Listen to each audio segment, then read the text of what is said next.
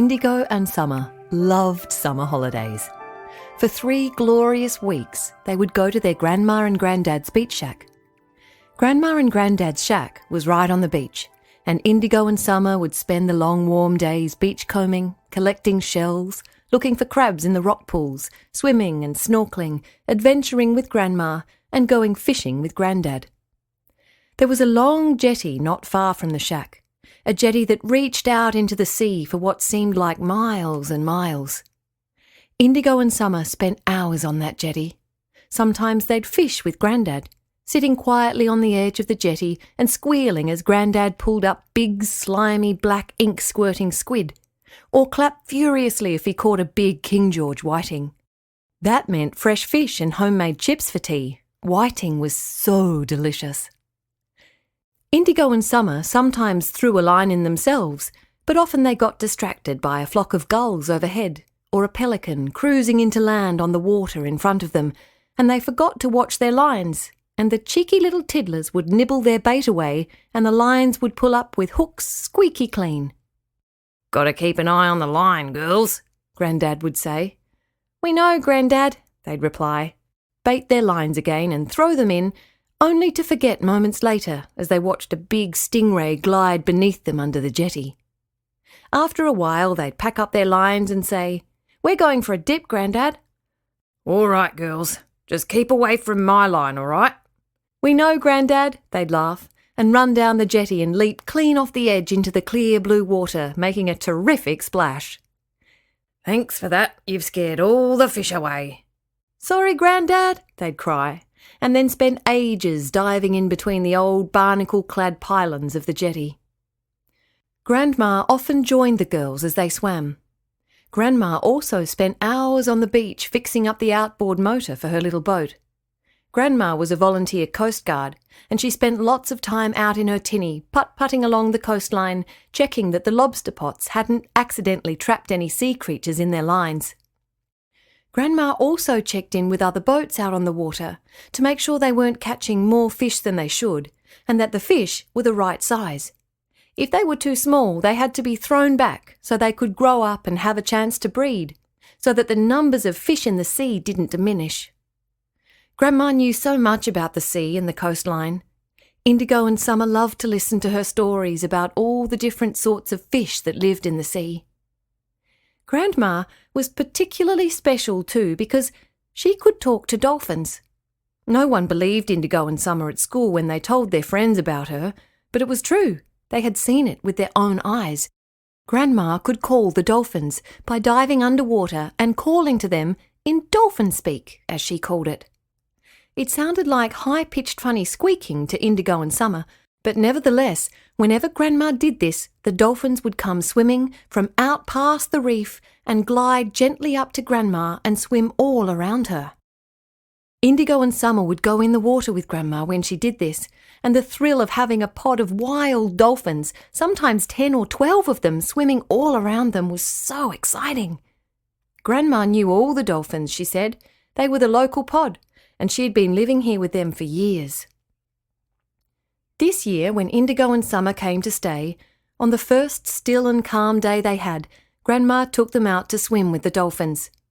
She wanted to show them 2 new baby dolphins that had arrived that year. It was still early morning, but the sun was already hot and high in the sky, and the sea was still and smooth as glass.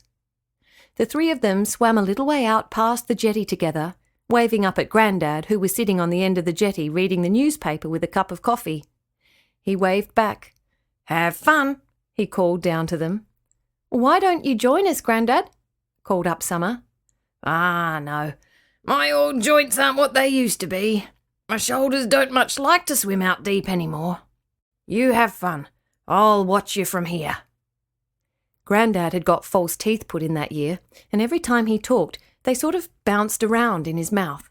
It made Indigo and Summer laugh, but if he took them out, they couldn't understand a word he said, so they just had to try very hard not to laugh.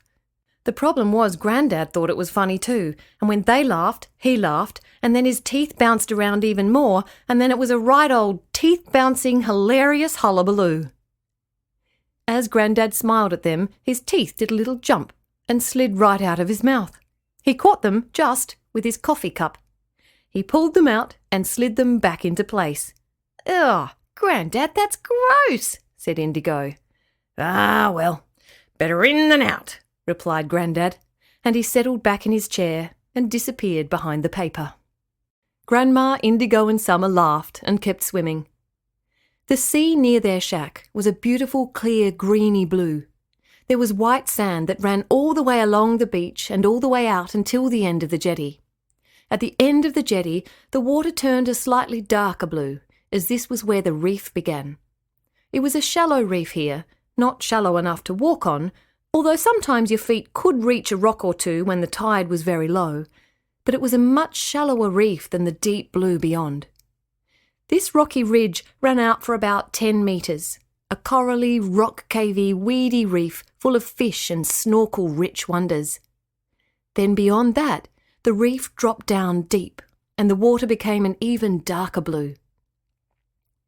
Indigo and Summer weren't allowed to go beyond the edge of the reef. That's where the big fish swam. Not that they wanted to go beyond the reef anyway. It was so vast and so deep and scary. Not like the brightly coloured coral and kelp-covered rocks near the jetty, or the light, happy green of the sandy water. But when Grandma called the dolphins, she swam right to the edge of the reef. Sometimes the dolphins came in closer of their own accord, but if Grandma wanted to call them in, she had to go deeper. So the girls followed her at a bit of a distance and waited, treading water over the shallow rocky reef. Grandma swam out, right to the edge of the deep blue, and dived down. The girls dived too so they could hear her. They were trying to learn how to speak dolphin, but it was quite hard to decipher. Grandma opened her mouth, and out came a sound like this.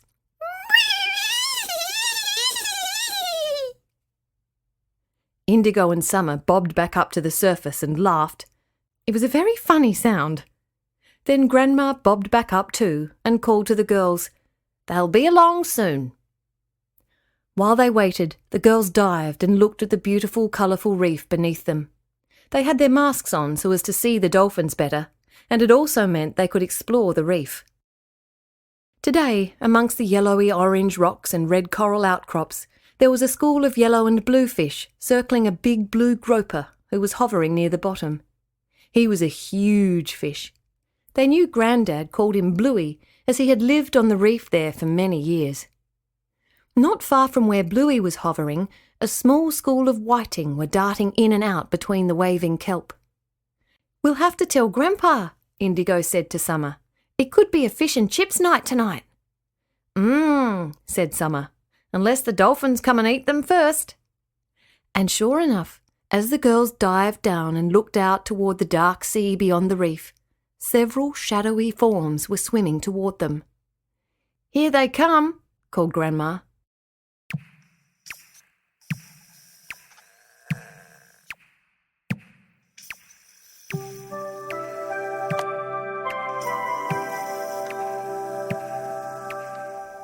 Indigo and Summer watched, always in amazement, as the shadowy forms came closer and grew bigger and lighter, taking the shape of a pod of dolphins. It was always such a thrilling feeling to be so close to these beautiful, happy, most lovely of creatures.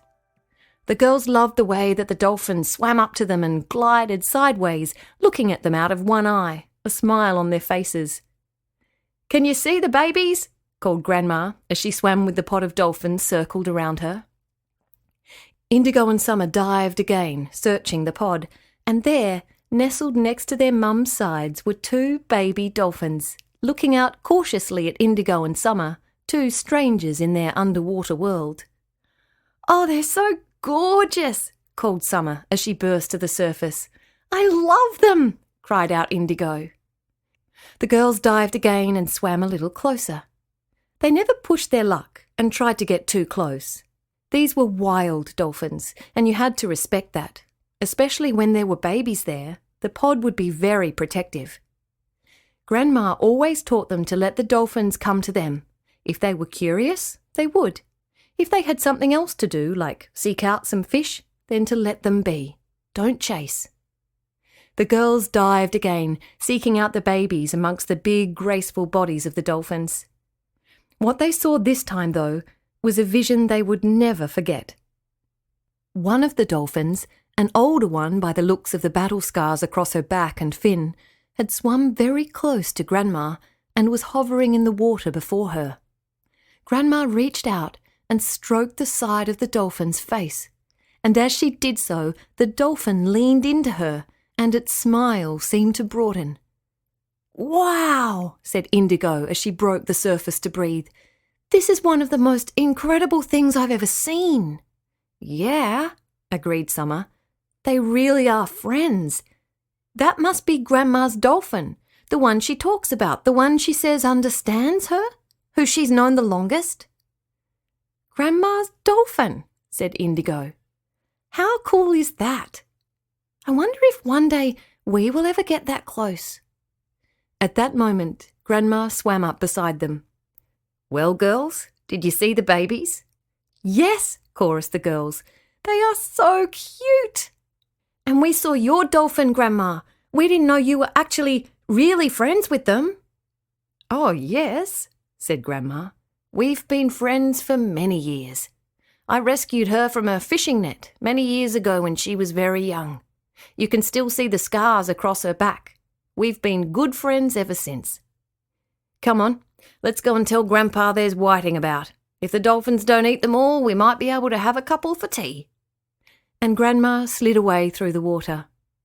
The girls watched her glide through the water admiringly before splashing noisily after her. When they got back to the jetty, they told Grandpa about the whiting. He leapt up and set off along the jetty back to the shack to get a rod and some bait. Grandma told them she was going out in the boat to check some lines and asked the girls if they would like to come. But the sun was warm and the air was still, and they felt deliciously lazy and decided to stay on the jetty and watch Grandpa fish. The girls ran back to the shack to get sunscreen, hats and towels. As they were returning to the jetty, they watched Grandma push the boat out, start the motor and shoot out to sea, the dolphins frolicking behind her in the wake of the boat. "What a great day," said Indigo. "I hope Grandpa catches a fish, then it will be perfect." By the time they got to the end of the jetty, Grandpa already had a line in and was perched in his deck chair right on the edge of the jetty. "The tide's turning," he said to the girls. "Fish'll be biting any minute." And just as the girls had settled themselves on their towels beside him, sure enough, the line went taut and the rod bowed deep down toward the water. "Got one!" shouted Granddad, and stood up out of his chair to better control the rod. "Oh, it's a big 'un too!" he cried. But as he yelled out in excitement and leaned over the edge of the jetty to look down into the water below, his teeth, which bounced when he talked, chose that very moment to bounce right out of his mouth and fell down, down, down into the sea, where they landed with a tiny splish and disappeared beneath the surface. "My poop! My poop!" Grandpa shouted, a look of horror on his face. "Your teeth, Granddad! Your teeth!" the girls cried. "My poop! My poop! Quick, bye-bum and bye-bum!" "What?" asked Indigo. Granddad was yelling while still struggling with the rod, which was bending every which way as the fish on the end of the line fought against it. "Bye-bum and bye-bum!" Grandpa shouted. The girls watched him carefully. "Bye-bum and bye-bum!" Again the garbled cry. Summer suddenly yelled out, "Are you saying dive down and get them, Granddad?" He nodded fervently at them. "Bert! Bye-bum and bye-bum!" At last they understood. Trying not to laugh, the girls pulled their masks on, dropped their hats on their towels and dived back in. Just as they dove in, they saw Granddad hauling a huge whiting up through the water, and through the glimmering surface they watched as he pulled the big fish up through the air, a huge toothless grin upon his face. Well, at least dinner was sorted, but they were going to have to find his teeth for poor Granddad to be able to eat it. Indigo and Summer dived, searching the sand beneath the jetty. They couldn't see the teeth anywhere. They dived along the edges of the jetty pylons. They scoured the sand from left to right, swimming as low to the bottom as they could go. Nothing. Indigo pointed toward the reef, and Summer nodded, and they swam toward the rocks. They pulled apart big fronds of kelp, looking for the teeth in amongst the weed. They scanned the rocks, scaring away a school of leatherjackets nibbling at some coral. They came up for air several times and were just about to give up when Summer let out a high-pitched scream under the water and pointed furiously toward a big yellow rock on their left. Sitting there, on the rock, was Grandpa's teeth, the pink and white jaw opening and closing gently in the current. The girls started to push through the water towards the teeth, but before they could get there, Bluey, the groper, emerged from beneath the rock, swam up over the teeth, looked at them for just a moment, before snaffling them up into his mouth. The girls panicked and pushed faster through the water toward Bluey. The teeth didn't fit all the way in Bluey's mouth, but appeared to have got stuck in there. His big groper lips caught halfway over the teeth in a curious, lopsided fish grin. It was the most bizarre thing Indigo and Summer had ever seen, and if they hadn't been holding their breath, they would have fallen into fits of panicked giggles.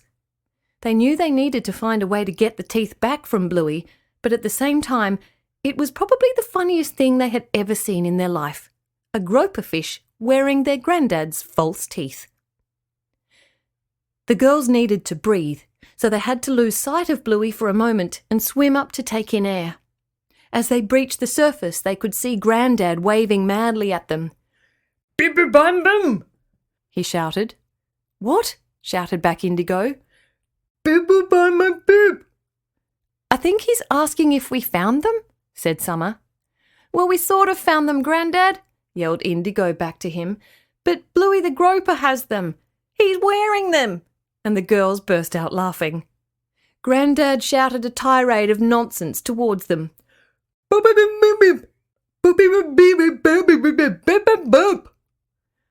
get them back, Granddad. Don't worry." "Bob! Bob, bop, bop, bop!" they heard Granddad hollering as the girls took another deep breath and sank beneath the surface. Bluey was still there, floating about above the rock with the false teeth pushing his big fish lips back into a weird humanish smile. The girls had to control their laughter so that they could continue to hold their breath. They swam toward Bluey, hoping that he might just spit the teeth out. But he didn't. Every time they got close, he darted away, hiding behind rocks or coral or kelp. He wouldn't let the girls get near him, and he wouldn't release the teeth. Indigo and Summer looked at each other in panic. This wasn't working. They swam back up to the surface. Grandad was standing there yelling and waving, but the girls ignored him this time. They had to come up with a plan, and fast. "What are we going to do?" asked Summer. "The teeth must be stuck in Bluey's mouth, and he's scared of us, so he's never going to let us get near enough to help him get them out of his mouth," said Indigo. An idea dawned on Summer. "There's one thing we could try," she said. "What?" asked Indigo. "We could try calling the dolphins." "But we don't know how to," exclaimed Indigo. "Only Grandma can do that." "Well, it is our only hope. We have to try." "I guess you're right," agreed Indigo. "I mean, we've heard Grandma do it often enough. Let's try." The girls slid beneath the surface of the water again and called out in the way that they'd heard Grandma do.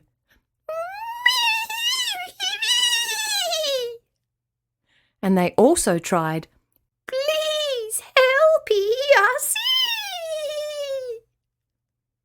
The high-pitched sounds seemed so tiny in the water around them.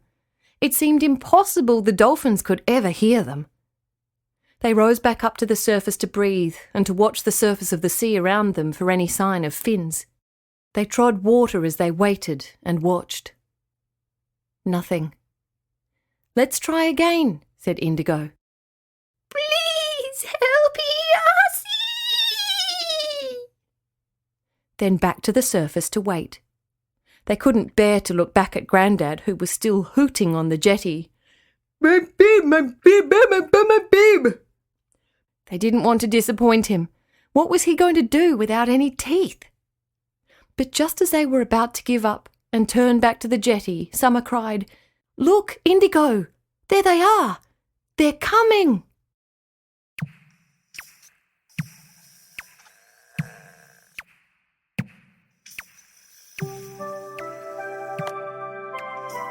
And there, way out to sea, carving through the water towards them, was a group of dolphins, fins rising and falling beneath the water as they travelled. "Oh my!" cried Indigo. "They heard us! They understood us!" Even Granddad grew quiet behind them as they all watched the pod of dolphins approaching the girls. As they swam closer and closer, Indigo and Summer could see that it was the same pod from before. There was Grandma's dolphin, distinguishable from the scars across her back, and the two baby dolphins rising and falling through the water up close to their mums. Then there were about 6 other dolphins swimming around the outskirts of the pod, protecting the older dolphins and the mothers and babies as they swam. The dolphins swam straight up to the girls and formed a circle around them. The girls were wide-eyed. The dolphins had only ever circled Grandma before, and the girls had always been on the outside. Now they were in the centre, the dolphins slowly circling them, looking at them with one eye at a time, smiling curiously at them. "What do we do?" asked Summer. "Now that they're here, how do we ask them to help?" "I don't know," replied Indigo. "Let's go under and see." The girls sank beneath the surface and watched the dolphins circling them. Grandma's dolphin swam forward, the mothers keeping their babies at a safe distance. The old scarred dolphin swam right up close and lay on her side, staring at the girls with one eye. "We've lost Granddad's teeth," said Indigo. "The group has them stuck in his mouthy," said Summer, and pointed down below to Bluey, who was still swimming lazily about the big rock, with Granddad's teeth hanging from his lips. Grandma's dolphin smiled and rolled away from the girls. The other dolphins around her scattered and dived down deeper, and swam into a circle around Bluey. Bluey looked up at the dolphins, his big blue lips straining over the foreign article in his mouth, and something in him must have sensed that the dolphins were here to help. Grandma's dolphin dived down into the centre of the circle where Bluey swam and gently hovered just above him. Bluey looked at her suspiciously, but didn't swim away. Grandma's dolphin inched closer to Bluey, tiny bit by tiny bit, until she was right in front of the groper.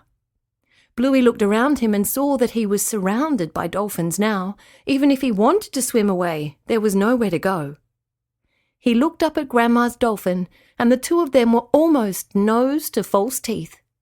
Then she gently, ever so gently, nudged Bluey's mouth with her bottle-shaped nose. The teeth didn't budge, but it seemed that now Bluey understood what the dolphin was trying to do, and he lifted his head higher. It seemed he was trying to pull his lips back from around the teeth. Grandma's dolphin nudged Bluey again and again and again, and on the third time that she butted her nose against his mouth, the teeth dislodged and floated up and away from Bluey. He was free. A look of great relief passed over his face, and he turned and swam away, down under the rock, out of sight, no doubt nursing a fairly sore jaw. The teeth floated through the water, and one of the baby dolphins swam forward and took the teeth very gently in its mouth. Indigo and Summer's eyes popped. Was the baby dolphin going to accidentally eat them? Indigo and Summer desperately had to breathe, and not knowing what was going to happen next, they burst through the surface and took a huge gulp of fresh air. They ducked under again as soon as they could, amazed at what they had seen, but also worried that perhaps they had still lost Granddad's teeth after all. But as they came back under the water, an incredible thing happened. The two baby dolphins were swimming right in front of Indigo and Summer, one of them still holding Granddad's teeth in its jaw. Grandma's dolphin was behind them, and their mums behind her, not looking in the least bit worried. The baby dolphin who was carrying the teeth swam up to Indigo. Indigo held out her hand, and the dolphin released the teeth into her outstretched palm. Indigo closed her fingers around Granddad's teeth and said, in Dolphin, "Thank you!" Then both Indigo and Summer reached out their hands, and the two baby dolphins pushed their noses into their palms. They felt strong and sleek and warm, and a little tickly. Then, after just a moment, the dolphins all turned and pushed off away from Indigo and Summer into the deep. The two babies turned and looked at the girls as they left and smiled. Indigo and Summer waved to the dolphins, then swam up to the surface, took a breath and looked at each other. They were speechless. They swam slowly toward the jetty, revelling in the magic that had just happened. They had called the dolphins. The dolphins had understood them and helped them, and the two baby dolphins had touched their hands, a sign of friendship. And they had Granddad's teeth back. They climbed up the ladder onto the jetty. "Bib-bib-bum?" asked Granddad. "Yes," said Indigo, and passed the teeth to Granddad. "Bib-bum-bum-bib-bib." Granddad went to put them in his mouth immediately. "No, wait, Granddad. They've been in a groper's mouth and a dolphin's mouth. You should wash them first." Granddad garbled something unintelligible, then picked up a bottle of water, rinsed the teeth, and put them into his mouth. Indigo and Summer winced. It didn't seem very hygienic. "Nothing to fear," said Granddad, finally making sense again. "Those sea creatures are probably cleaner than any of us. Thanks, girls, for bringing them back to me. Looks like you had a little help, huh?" "Oh, Granddad, it was the most incredible experience ever," said Summer. "Yep, I could see from here," said Granddad. "Looks like Grandma has taught you well. And now the dolphins are your friends." "Yes, I think they are," said Indigo. "The baby dolphins touched our hands." "Ah, friends for life, that is," said Granddad. "Friends for life. Now, come on, let's go home and cook some fish and chips. That whiting I caught is a real backslapper, enough to feed all four of us." As Indigo and Summer walked back along the jetty with their Granddad, Grandma came putting in on the boat. She climbed out and pulled the boat up the beach, and they joined her on the sand. "Everything all right out there?"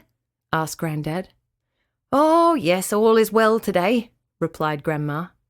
"Though I hear Bluey tried to eat your false teeth," she laughed. "You know?"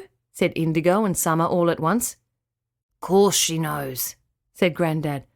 "Doesn't miss a trick, this one." And he put his arm around Grandma as they walked up the beach toward the shack together. "And I hear you two made some new little friends?" Grandma said to the girls. "Yes, Grandma, we did," said Indigo. "Thanks, Grandma," said Summer, "for teaching us to speak Dolphin." "My pleasure," said Grandma. "It's good to know the dolphins have two lovely girls like you looking out for them." "So," said Granddad, "going to tell your friends from school about today?" Said Indigo. "I think we'll keep it as our secret. What do you think, Summer?" "Yep, our secret, for sure," whispered Summer. "Fair enough," said Granddad. "Now, let's go make some fish and chips."